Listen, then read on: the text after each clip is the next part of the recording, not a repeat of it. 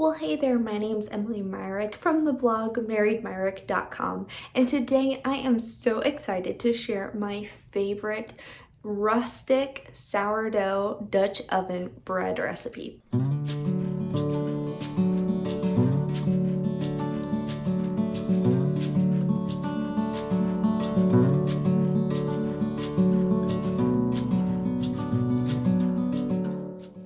You guys, this bread is not only delicious, but it's really beautiful. Well, I mean, it's really beautiful for a sourdough baking newbie, somebody who really doesn't like to bake. Now, you guys, my style of cooking is not for everybody, but if you like to keep things very simple, if you are not really a good baker because you are better at cooking, you see, cooking, you can just have fun and put a little bit of this and a little bit of that in there, taste it, and kind of, change the flavors up as you're cooking. You don't need a measure. I never measure anything when I cook. But baking, usually you have to be very, very precise. Otherwise, your bread or whatever you're making is gonna be crazy funky.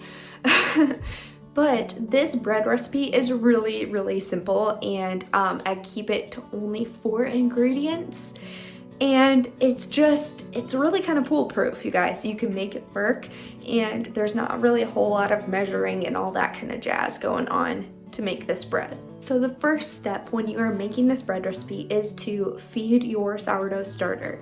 As you can tell, oops, we got a little mess. As you can tell, I keep a lot of sourdough starter on hand because I use a lot in all the recipes that I make. If you are wondering how to feed your sourdough starter, check out this video where I dive into all of those details. But we are moving on with this bread recipe. So the morning before, you're gonna feed your sourdough starter. The night before, in a separate bowl, you're going to combine 2 cups of flour, 1 cup of that fed sourdough starter, and a half of cup of warm water. Now, you want to add the water in a little bit at a time and just mix it very, very well. You could just use a spoon. You could dig in and use your hands if that's easier, as long as they're clean, guys. Make sure your hands are clean. But you basically just want to mix it all in, and you can use a little bit more water if it is just really not coming together very well for you. But in my experience, half a cup works great. It kind of depends on the hydration level of your sourdough starter though. So if you have a really, really thick sourdough starter, you might need a little bit more water. Then all you're going to do is just cover your mixture up and let it sit. Okay, guys, then the morning of that you want to bake this bread, so let's say you want to bake it in the afternoon for dinner. That morning, you want to add 1 cup of flour to that mixture and no more than 1/4 cup of warm water. That's really important, guys. You don't want this to be too wet. And then this is the part where I'm saying I don't measure at all, you guys. You want to add a really healthy drizzle of honey and a really healthy drizzle of olive oil. Now, I know a healthy drizzle is not really a technical term, especially when you are baking, but I basically just go ahead and drizzle the whole face of this bowl of this dough mixture and really just kind of, do a healthy drizzle. I don't know, you guys, that's why I want to show you how to do this recipe, because like I said, it's not very technical. If I was to guess how much I'm actually drizzling out, I would say maybe 2 tablespoons of honey and 3 tablespoons of olive oil. But you guys, I'm really not measuring. I am just drizzling because this is a bread recipe that is simple, rustic, ready to go, not a lot of work, not a lot of effort, not a lot of cleanup. Then after you add the flour and the honey and the water and the olive oil, you are gonna want to do a really nice kneading mixing situation. Now, I like to use my hands. I make sure that they are very, very clean. Make sure you don't wear any rings at all. You don't want dough all up in your rings or rings all up in your dough. But you want to make sure that it is really nice and mixed in, and then you are just going to cover it with a towel and let it sit from the morning until 2 hours before you bake this bread. Now, 2 hours before you want to bake this bread, keep in mind that doesn't mean 2 hours before you want to eat it, because you do need about 45 minutes of baking time.